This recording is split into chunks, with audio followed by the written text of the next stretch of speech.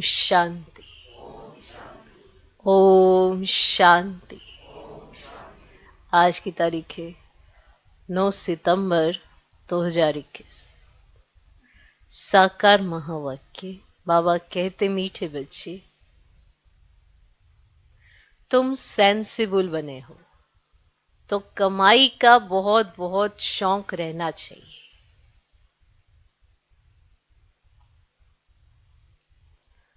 तुम सेंसिबल बने हो तो कमाई का बहुत बहुत शौक होना चाहिए। धंधे आदि से भी समय निकाल बाप को याद करो तो कमाई होती रहेगी। धंधे आदि से भी समय निकाल बाप को याद करो तो कमाई होती रहेगी। बाबा कहते, मीठे बच्चे, तुम सेंसिबल बने हो तो कमाई का बहुत बहुत शौक होना चाहिए। सेंसिबल बने हो माना समझदार हो ना आप। हो तुम सेंसिबल बने हो तो कमाई का बहुत बहुत शौक होना चाहिए। धंधे आदि से भी समय निकाल बाप को याद करो तो कमाई होती रहेगी।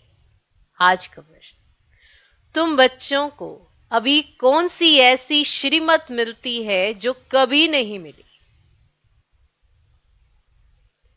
तुम बच्चों को अभी ऐसी कौन सी श्रीमत मिलती है जो कभी नहीं मिली? तुम बच्चों को अभी कौन सी ऐसी श्रीमत मिलती है जो कभी नहीं मिली? उत्तर,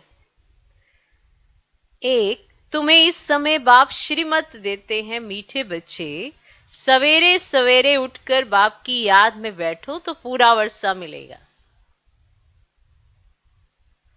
तुम्हें इस समय बाप श्रीमत देते हैं, मीठे बच्चे, सवेरे सवेरे उठकर बाप की याद में बैठो तो पूरा वर्षा मिलेगा। दूसरा, ग्रस्त व्यवहार में रहते कमल फूल समान रहो। दूसरा, ग्रस्त व्यवहार में रहते कमल फूल समान रहो। ऐसी श्रीमत दूसरे सत्संगों में कभी नहीं मिल सकती।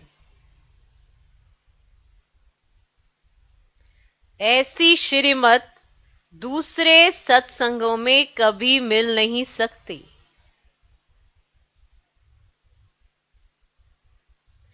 उन सत्संगों में बाप और वर्षे की बात ही नहीं। उन सत्संगों में बाप और वर्षे की बात ही नहीं। तो प्रश्न, तुम बच्चों को अभी कौन सी ऐसी श्रीमत मिलती है जो कभी नहीं मिली? उत्तर, एक, तुम्हें इस समय बाप श्रीमत देते हैं, मीठे बच्चे, सवेरे सवेरे उठकर बाप की याद में बैठो तो पूरा वर्षा मिलेगा। दूसरा, ग्रस्त व्यवहार में रहते कमल फूल समान रहो। ऐसी श्रीमत दूसरे सत्संगों में कभी मिल नहीं सकती। उन सत्संगों में बाप और वर्षे की बातें नहीं। आज का गीत है, तुम ही हो माता पिता, तुम ही हो। ओम शांति। इस भारत में खास और सारी दुनिया में आम अनेक प्रकार के सत्संग होते हैं, है ना। भारत में खास और दुनिया में आम अनेक प्रकार के सत्संग होते हैं। ऐसे कोई भी सत्संग या चर्च या मंदिर नहीं होंगे जहां मनुष्यों की बुद्धि में हो कि हम यह वर्षा पा रहे हैं। ऐसा ना तो कोई सत्संग होगा, ना कोई चर्च होगा, ना ही कोई मंदिर होगा जहां पर यह बुद्धि में आए कि हम आए इसलिए कि वर्षा पा सके। ये बुद्धि में नहीं आएगा। यहां तुम बच्चे बैठे हो, सभी सेंटर्स में अपने बेहद बाप की याद में बैठे हैं, इस विचार से कि हम अपने बाप से सुखधाम का वर्षा पा रहे हैं। ऐसे और कोई सत्संग व चर्च आदि में नहीं समझेंगे, नहीं समझेंगे ना। तुम बच्चों की बुद्धि में ही है। तुम बच्चे जानते हो कि हम बेहद के बाप की याद में बैठे हैं, नई दुनिया स्वर्ग का वर्षा ले रहे हैं। सब बच्चे एक बाप से वर्षा ले रहे हैं। इतने ढेर बच्चे वृद्धि को पाते रहते हैं, सबको श्रीमत मिलती है। सवेरे उठकर बाप को याद करो। हम बाबा से ये वर्षा लेने वाले हैं, हम उस बाप के बने हैं। आत्मा को पहचान मिली है बाप से, मिली है। बाप डायरेक्शन देते हैं, मुझे याद करो और ग्रस्त व्यवहार में रहते हुए कमल फूल समान पवित्र हो। सबको यहां आकर बैठना तो नहीं है, अब यहां पर आके बैठ तो नहीं जाना है ना, आना जाना लगा रहता है। आए हैं, जाना है, फिर आना है, फिर जाना है, पर यहां बैठना नहीं। स्कूल में पढ़कर फिर अपने अपने घर चले जाते हैं। हर एक बच्ची बच्चा अपने टीचर से वर्षा पा सकता है। ये भी ऐसे ही है, स्कूल में गए, पढ़ाई करी और फिर घर गए, फिर रिवाइज करा, क्या भी ऐसे ही है। रोज पढ़कर फिर घर में जाकर भल धंधा आदि करो। तुम गृहस्थ व्यवहार में भी हो और फिर स्टूडेंट भी हो। गृहस्थ व्यवहार में रहते कमल फूल समान रहना है। ऐसे कोई सन्यासी आदि नहीं कहेंगे, नहीं कहेंगे ना ऐसी बात। यहां तुम प्रैक्टिकल में बैठे हो, गृहस्थ व्यवहार में रहते पवित्र रहते हो। पवित्र बनकर परम पिता परमात्मा को दूसरे को याद नहीं करते, नहीं करते है ना। भल गीता सुनते हैं, पढ़ते हैं, परंतु याद तो नहीं करते हैं ना। अब दूसरा तो कोई याद ना कर सके परम पिता परमात्मा को, पर तुम्हें तो पता है ना, पता है ना। तो कथनी और करनी में फर्क है। तुम जानते हो हमारा बाप नॉलेजफुल है, उनसे सारे ड्रामा चक्र की माना जो उनमें नॉलेज है वो आपको मिल जाती है। वंडरफुल बात है, क्योंकि उनमें सारे ड्रामा के चक्र की नॉलेज है। अभी तुमको भी नॉलेज मिल रही है ना। ये चक्र बड़ा अच्छा है, ये चक्र बड़ा अच्छा है। ये पुरुषोत्तम युग होने के कारण तुम्हारा ये जन्म भी पुरुषोत्तम है। एक्स्ट्रा मास होता है ना एक, पुरुषोत्तम मास जिसे कहते हैं। तुम बच्चे जानते हो हम बरोबर बाप से पुरुषोत्तम बन रहे हैं, जानते हो। मर्यादा पुरुषोत्तम हम फिर से बन रहे हैं। फिर 84 का चक्र खाया, ये बुद्धि में ज्ञान है। और कोई सत्संगों में ये नहीं समझाते हैं, नहीं समझाते हैं ना। तुम समझते हो हमको ये बनना है। बनाने वाला एक ही बाप है। इन लक्ष्मी नारायण के चित्र पर तुम अच्छी रीति समझा सकते हो, बहुत अच्छे से समझा सकते हो। बरोबर ब्रह्मा द्वारा योग बल से इन्होंने ये पद पाया है, ऐसे बुद्धि में इमर्ज करना चाहिए। ब्रह्मा सरस्वती लक्ष्मी नारायण के 2 रूप भी दिखाए हैं। ब्रह्मा सरस्वती फिर प्रजा भी दिखानी पड़े। हर एक बात पर अच्छी रीति विचार करना चाहिए, विचार करना चाहिए उस पर। बाप कहते हैं मुझे याद करो, ब्रह्मा को भी कहते हैं मुझे याद करो तो ये बनेंगे। गोया ब्रह्मा मुखवंशावली सबको कहा मुझे याद करो, है ना। आप ब्राह्मणों को कहा मुझे याद करो, ब्रह्मा को कहा मुझे याद करो, तो आप ब्रह्मा मुखवंशावली सबको कहा क्या मुझे याद करो। तो कैसे याद करना है यह भी बुद्धि में है ना। चित्र भी सामने रखे हैं, इन पर समझाना बड़ा सहज है। बाप का परिचय देना है, प्रदर्शनी में भी इस पर समझाओ। ये निश्चय बैठता है कि बरोबर ये सबका बेहद का बाप है, इस हिसाब से हमें बेहद का वर्षा मिलना चाहिए। हम निराकारी आत्माएं तो भाई भाई हैं, जब साकार में आए तो भाई बहन बने, तब पढ़ सके। भाई बहन बनेंगे ही ब्रह्मा के बच्चे। अब वर्षा बाप से मिलता है, ये बुद्धि में बिठाना है।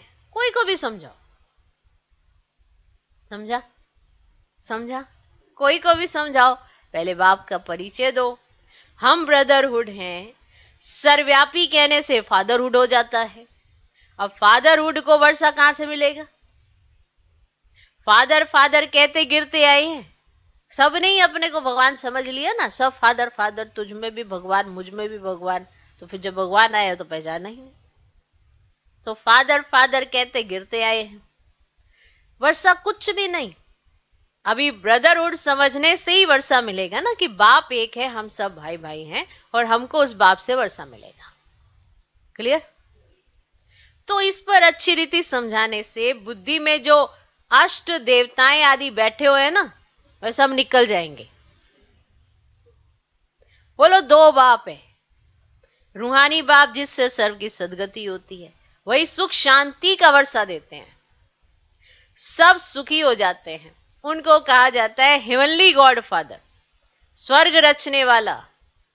पहले बाप का प्रभाव बुद्धि में बिठाना चाहिए। यह है आत्माओं का बेहद का बाप। उनको ही पतित पावन कहते हैं। तुम आत्मा परम पिता परमात्मा के बच्चे हो, यह निश्चय पक्का करो, पक्का करो।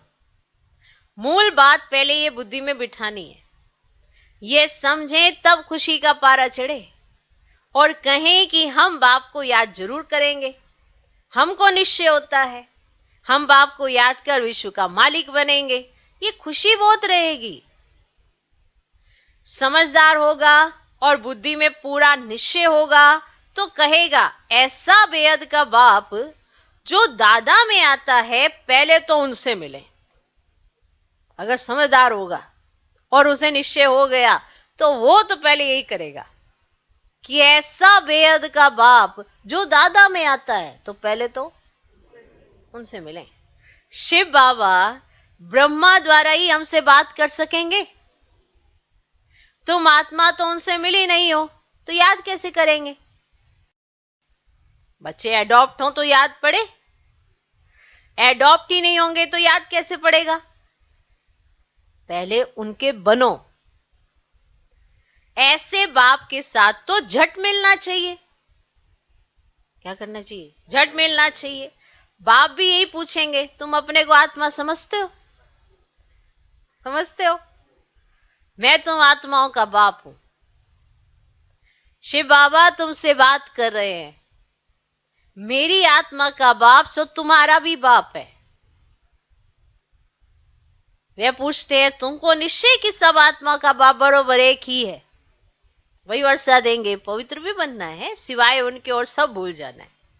तुम आत्मा घर से नंगी आई थी ना, कोई भी देह संबंध नहीं था। आत्मा जब शरीर में प्रवेश करे, बड़ी हो, तब उनको समझाया जाता है ये तुम्हारा बाबा है, ये फलाना है, ये फलाना है, ये फलानी है ना? ऐसे पैदा होते ही थोड़ा ये देखो नाना, ये देखो नानी, ये देखो दादा, ये देखो दादी, वो समझ ही नहीं आ रहा क्या हो क्या रहा है। समझा? जब थोड़ा सा बड़ा हो, कुछ समझने लगे, तभी तो संबंध समझाए जाते हैं ना। जब ऊपर से आते हैं तो ना तो कोई देह, ना कोई संबंध, कुछ भी नहीं होता। अब आत्मा तो सब संबंधों से न्यारी है। आत्मा चली जाती है तो कहा जाता है आप मुए, मर गई दुनिया। माना जब मैं आत्मा शरीर छोड़ दूंगी तो मेरे लिए तो सारी दुनिया खत्म। ऐसे ही होता है ना। अब कहते हैं विनाश होगा, विनाश होगा, बहुत कहते हैं विनाश हो ही नहीं रहा। तो ऐसे तो हर आत्मा का विनाश हो जाता है ना शरीर से। शरीर तो उसका विनाश हो ही जाता है, नई जगह जाती है, नए संबंध होते हैं, पुराने से तो उसका खत्म ही हो जाता है नाता। तो आप मुए, मर गई दुनिया, बंधन रहित हो जाती है ना। आत्मा बंधन रहित हो जाती है। जब तक दूसरा शरीर मिले, माता के गर्भ में जाकर बाहर निकले, समझदार हो, फिर है संबंध की बात। थोड़ी बड़ी हो तो उसे समझाया जाए ना कि इसके साथ क्या संबंध है, फिर संबंध की बात आती है। तो यहां भी तुम बच्चों को समझाना है, जीते जी सब कुछ भूल जाना है, एक बाप को याद करना है। अब यह है अव्यभिचारी याद, इसको योग कहा जाता है। यहां तो मनुष्यों को अनेकों की याद रहती है, तुम्हारी है अव्यभिचारी याद। आत्मा जानती है कि ये सब शरीर के संबंध खत्म हो जाने हैं। देखो, आत्मा को कोई बंधन नहीं बांध सकता, लेकिन जब वो शरीर में आती है तो बंधन में आ जाती है। फिर उसे सारे संबंध याद कराए जाते हैं, इससे तेरा क्या संबंध है, इसके साथ तेरा क्या संबंध है। आती तो अकेली है ना, जाती भी वो अकेली है। तो यहां भी तुम बच्चों को समझाना है, जीते जी सब कुछ भूल जाना है, एक बाप को याद करना है, और यह है अव्यभिचारी याद। इसको योग कहा जाता है। यहां तो मनुष्यों को अनेकों की याद रहती है, और तुम्हारी है अव्यभिचारी याद। आत्मा जानती है कि ये सब शरीर के संबंध खत्म हो जाने हैं, हमारा संबंध एक बाप के साथ है। बाप को जितना याद करेंगे विकर्म विनाश होंगे। शिव बाबा ने कहा था विकर्मों से पाप का घड़ा भरा हुआ है, जितनी याद होगी वो घड़ा खाली हो जाएगा। तो जितना बाबा को याद करेंगे उतना विकर्म विनाश होंगे। ऐसे भी नहीं कि मृत्यु संबंधियों को याद करने से कोई विकर्म बनेंगे, नहीं, विकर्म तब बनेंगे जब कोई रॉन्ग कर्म करेंगे। बाकी और कोई को याद करने से विकर्म नहीं बनेंगे, हाँ टाइम वेस्ट जरूर होगा। ठीक, किसी को याद करेंगे तो विकर्म तो नहीं बन रहे हैं, लेकिन टाइम जरूर वेस्ट हो रहा है, और वही टाइम आप यूटिलाइज कर सकते हो बाप की याद में। लेकिन आप किसी और को याद करो तो वेस्ट जरूर हो रहा है टाइम। और विकर्म बनेंगे तब जब आप कोई रॉन्ग कर्म करेंगे। एक बाप को याद करने से विकर्म विनाश होता है, ये युक्ति है पाप कटने की। बाकी संबंध आदि तो याद रहते हैं, शरीर निर्वाह, अर्थ धंधा आदि सब करो, परंतु जितना टाइम मिले आपको याद करते रहो तो खाद निकल जाए। मूल बात है ये, अंदर में ही विचार करो कि पतित से पावन कैसे बने। बाप को याद करना पड़े, गृहस्थ व्यवहार में रहना है। सन्यासी लोग भी शरीर छोड़ फिर गृहस्थियों के पास जाकर जन्म लेते हैं, ऐसे तो नहीं जन्म जन्मांतर के लिए पावन बन जाते हैं। वाइसलेस वर्ल्ड तो अभी कोई है ही नहीं, तो जन्म तो यही लेना होगा ना। तो यह है विशेष वर्ल्ड, इनसे कोई निकल ही नहीं सकते। विशेष वर्ल्ड में रहने के कारण कुछ ना कुछ खामी जरूर है। बाकी दुनिया तो है ही दो, विशेष वर्ल्ड और वाइसलेस वर्ल्ड। क्लियर?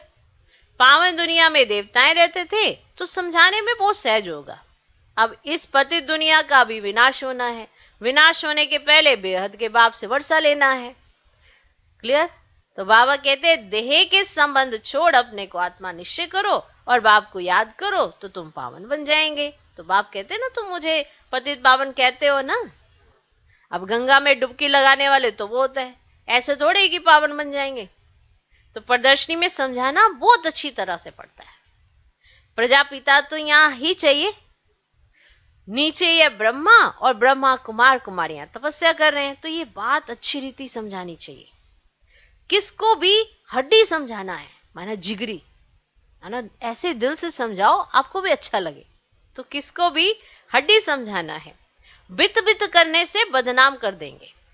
माना ना खुद को समझ आया तो दूसरे को क्या समझाएंगे। तो आपको जितना समझ आया है, और अगर समझाना नहीं आ रहा है तो आप दूसरे को ट्रांसफर कर दो, इसमें अहंकार किस बात का। तो बित बित करने से बदनाम कर देंगे। अगर देखो हम कहां मूंछते हैं तो कहो अच्छा थोड़ा ठहरो, हम दूसरी बहन को भेजते हैं। एक दो से तीखे तो होते हैं ना, ऐसे तो नहीं कि आपसे कोई अच्छा नहीं है या तीखा नहीं है, माना समझाने में अच्छा नहीं है, ऐसा तो होगा ही ना कोई तो अच्छा होगा। तो प्रदर्शनी मेले में जांच करनी चाहिए कि ठीक समझाते हैं, कोई डिबेट तो नहीं करते हैं। गेट पर भी पहचान वाला चाहिए, है ना, जो गेट पर बैठा हो पहले से पहचान ले कि अंदर आने वाला किस उस तरह से, ऐसे पहचान वाला चाहिए। अनेक प्रकार के आते हैं ना, बड़े आदमी को जरूर रिगार्ड देंगे, फर्क तो जरूर रहेगा। इसमें यह नहीं आना चाहिए कि इन पर प्यार है इन पर नहीं है, द्वैत दृष्टि है, नहीं, इनको द्वैत नहीं कहा जाता है। समझते हैं यहां बड़े आदमी की खातिरी की जाती है, सर्विसेबल की खातिरी करेंगे ना, जो सर्विसेबल है उसकी खातिरी करेंगे ना। कोई ने मकान बनवा कर दिया है तो उनकी खातिरी तो जरूर करेंगे ना, या नहीं करेंगे। तुम्हारे लिए ही तो मकान बने हैं ना। अब मकान बना के दिया किसी ने तो रह कौन रहा है, बाबा थोड़ा रह रहा है, तुम बच्चे रह रहे हो। और खातिरी कौन कर रहा है, बाबा करवा भी रहा है अपने बच्चों से, किसी लिए कि मेरे बच्चों के लिए इन्होंने मकान बना के दिए, तो खातिरी तो करेंगे ना। जो मेहनत कर राजा बनते हैं तो प्रजा ऑटोमेटिकली खातिरी करेगी ना। कम दर्जे वाले से ऊंच दर्जे वाले की खातिरी तो होगी ना। तो ये समझ की जरूरत है। अब यहां समझते तो है नहीं, ऐसे सोचते हैं यहां भी ऐसा चलता है, ऐसा नहीं है। बाबा ने कुछ अपने अकाउंट में नहीं लिखवा रखा है, घर ही तो बनवा रहे हैं, आपके रहने के लिए बनवा रहे हैं। सारी सुख सुविधाएं बाबा ने अपने लिए तो ली है नहीं, या अपने लिए कोई ऐसा वो तख्त पोश बनवा लिया है। आपने देखा है बाबा आता है तो किस पे ऐसे यही साधारण से उस पे, सब साधारण, रहता भी बाबा साधारण था। तो पर अगर कोई इस तरह से करता है, मददगार बनता है, तो सर्विसेबल है वो, तो उसकी खातिरी तो होगी ना। अब घर में कोई मेहमान आ जाता है तो घर में जो बच्चे होते हैं उन्हें कहते हैं ना अपने, वो छोड़ो भैया, ये मेहमान को दो। क्यों दिया जाता है? ये संस्कार तो शुरू से ही चले आ रहे हैं कि अपना स्थान छोड़ो, जो मेहमान आए उसको दो, उसकी खातिरी करो। यही सिखाया जाता है ना। उसकी सर्विस पर उसकी खातिरी की जाती है, जिसने दिल से किया होता है तो उसकी खातिरी तो बाबा करेगा ना, और करवाएगा भी ना। तो ये समझ की जरूरत है। ओके, तो तुम्हारे लिए तो मकान बनाते हैं ना, तो जो मेहनत कर राजा बनते हैं तो प्रजा ऑटोमेटिकली खातिरी करेगी ना। कम दर्जे वाले से उच्च दर्जे वाले की खातिरी तो होगी ना। तो बेहद के बाप की सारी दुनिया की आत्माएं बच्चे हैं, परंतु जन्म लिया है भारत में।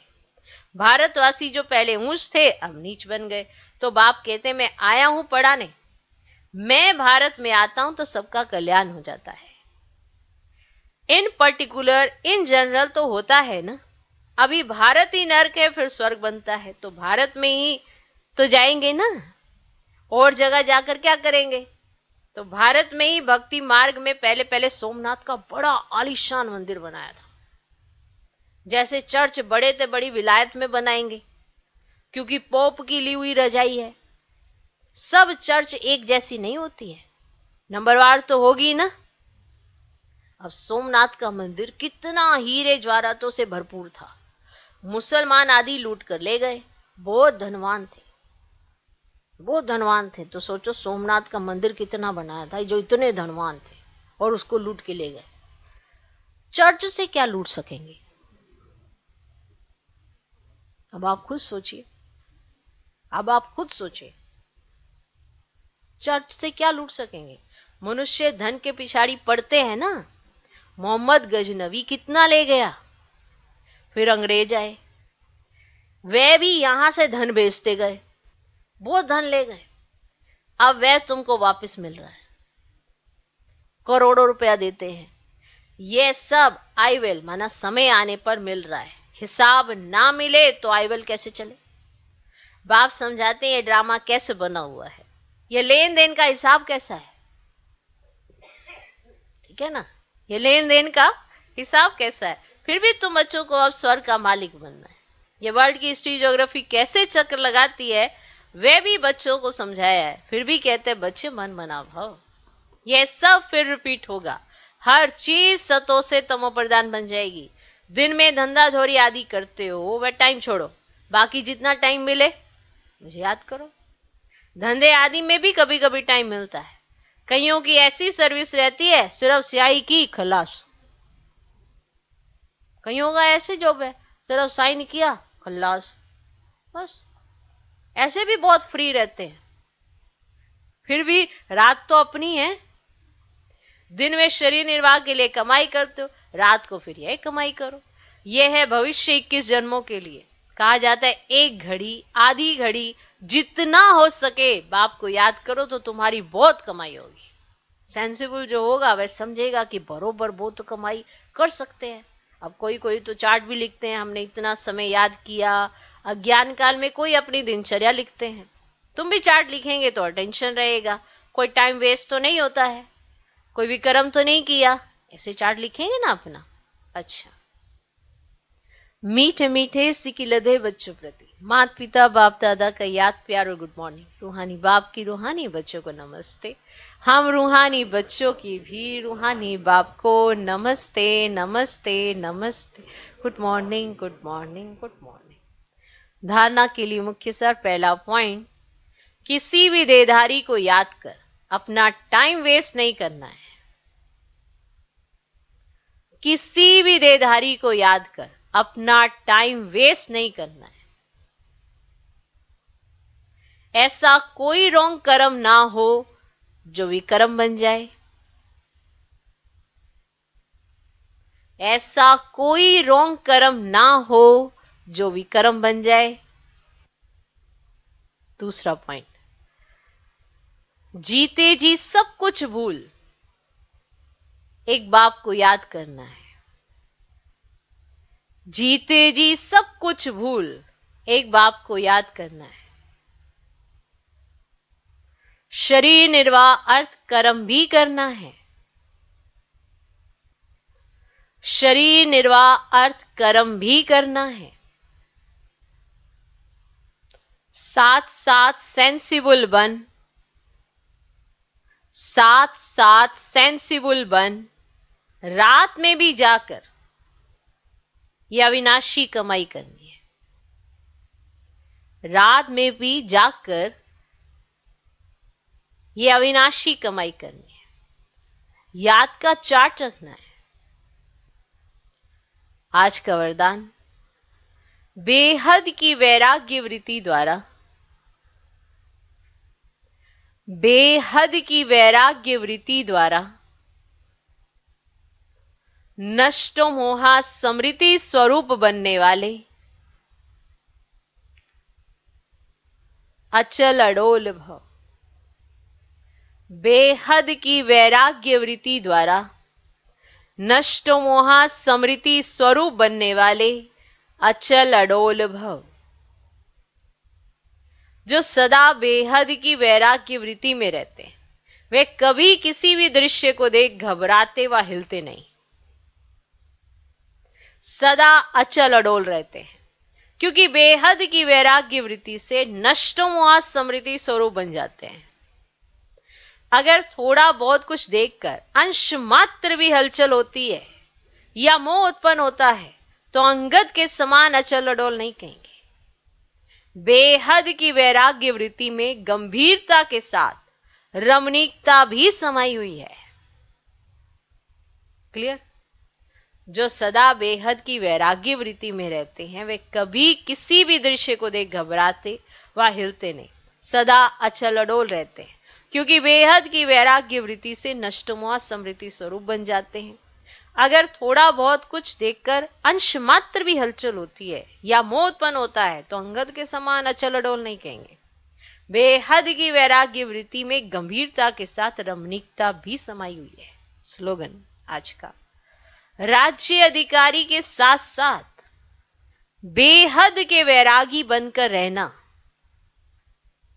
राज्य अधिकारी के साथ साथ बेहद के वैरागी बनकर रहना, यही राज ऋषि की निशानी है। राज्य अधिकारी के साथ साथ बेहद के वैरागी बनकर रहना, यही राज ऋषि की निशानी है। ओम शांति।